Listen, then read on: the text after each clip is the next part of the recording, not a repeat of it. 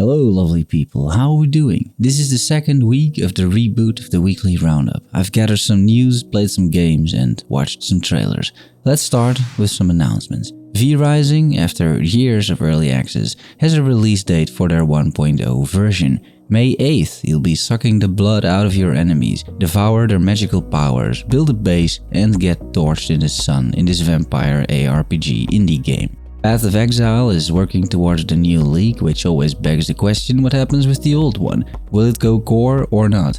Well, in this case, it won't. Affliction League is probably one of the most fun leagues that I've played. As a general enjoyer of the game, I am still playing, in fact. And I do feel a little sad that it's not gonna go core, it's so much fun, but I do trust the devs at GGG as they made the best ARPG on the market, and I can see why having this mechanic in the game as it was this league is not good for the longevity of Path of Exile. It was absolutely crazy these last few months. Fun, but wild, and that shouldn't perhaps be the default state of Path of Exile, the devs must have thought. I think that makes perfect sense, although I had a little bit of hope we would be chasing more wisps in the future. The results from last Epoch's survey are in. I still feel the same about that survey, but a lot of people like it, and they like this idea of community feedback. Whatever your take may be, the outcomes are in, and fortunately the community possesses common sense. It'd be really interesting for the game if they didn't, and then the game potentially got changed for the worse, which is why I feel you don't leave stuff like bug fixing up to the community and the survey. Anyway, the results basically are that bugs should be fixed, no mid-cycle nerfs should be done unless it's bug related, and people want to be notified upfront of upcoming bug fix changes and mid-cycle nerfs. What a surprise. They didn't say it, but I feel the survey also shows at least half of the participants don't care about the leaderboards. Palworld, probably one of my favorite games right now, gets a new update introducing a raid boss. Not entirely sure how that's going to work out, but I'm looking forward to it. Seems to be an open world raid boss by the looks of it. This update will release soon, but I couldn't find an actual date. Trailer time! Here is Nobody Wants to Die, and this just looks stunning.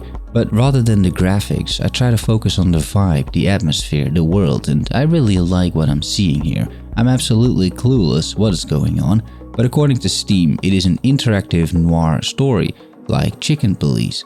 I love Chicken Police. Here's Project Tower, which melds intense bullet hell combat with a unique morphing mechanic, enabling players to transform them into diverse forms and solve puzzles that way. It's a third-person action game made by only 4 people. It looks a little janky, but this could be a lot of fun. Then Fera, the Sundered Tribes, a game that combines Monster Hunter with a bunch of aerial travel and verticality, and on top of that it incorporates building a base. Could be a bit much perhaps, but if they pull it off it certainly looks interesting. It's coming to early access later this year.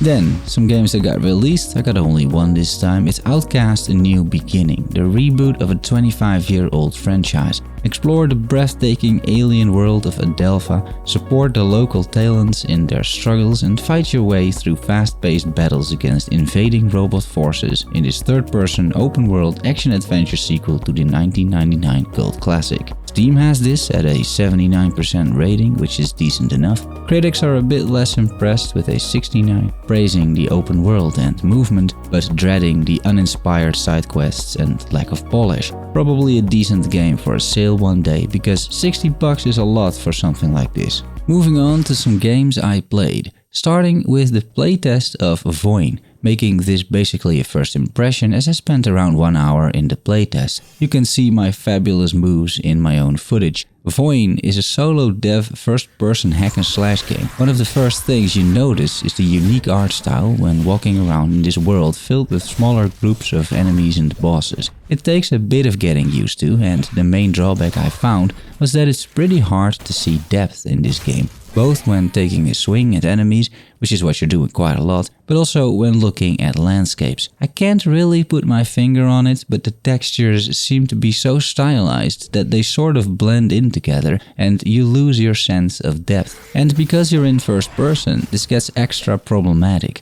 In third person, you would be able to pan up a little bit and see the distances, but in first person, that is of course not an option. I can absolutely appreciate the art style though, and the game looks amazing in my view. The world building of the playtest, the setting sun in the distance, the textures, it is all very solid. More than solid is the combat, which just feels great. It's meaty, visceral combat, you can feel those swings connecting thanks to good sound effects. Combat is the bread and butter of this game, and the devs nailed it, I feel, apart from that depth issue that I'm having. It's very skill based as well, and you need to dodge attacks, create combos and traverse the environments to survive. I was killed a decent number of times in less than 1 hour.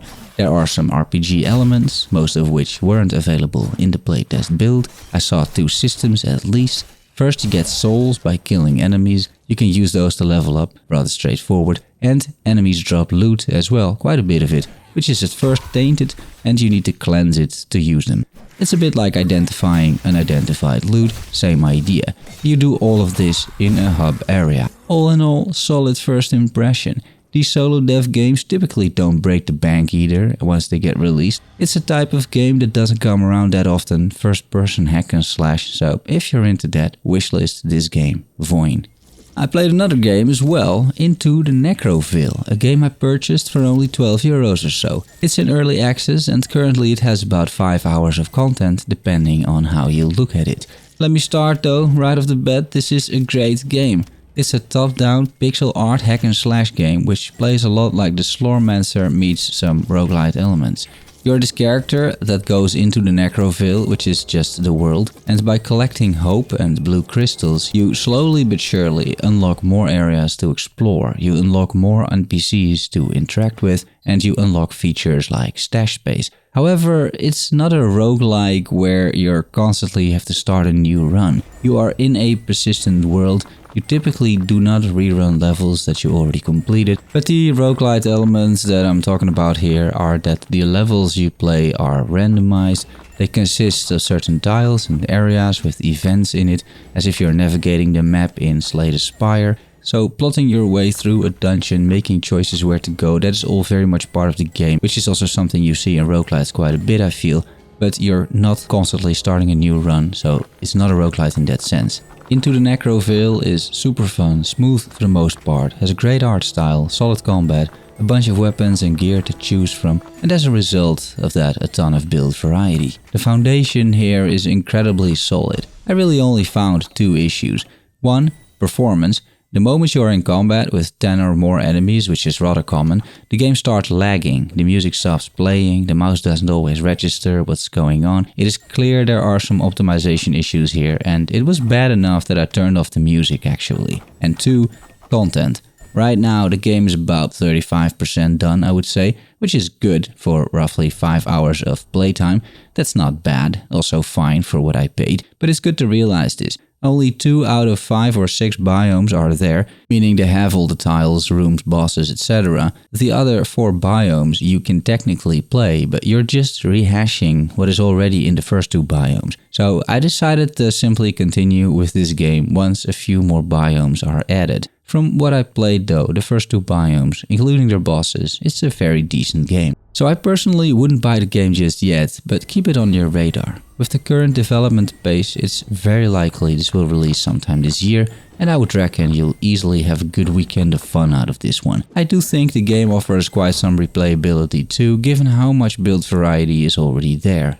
Last and least, I played Vindictus, Defying Fate. They ran a playtest as well. It is a Nexon game which already is triggering people. I'm keeping a bit of an open mind here, I'm just judging this on the playtest itself. I will say that these Unreal Engine 5 games that are starting to make their way to release are looking incredible. Traversing the world, even in this one, which isn't all that inspired, is quite nice. I always enjoy wandering around in fantasy worlds. As it turns out, I enjoy battling a bunch of furries too, especially because the combat is decent. Simple, but definitely effective. Once I was mostly done, I noticed another menu in the setting, unlocking the true potential of this game, booby physics in Unreal Engine 5. I can see why this is in the playtest, so I did some dancing, put on some costumes. I mean, sure, it's kind of hilarious that they put part of this in the test.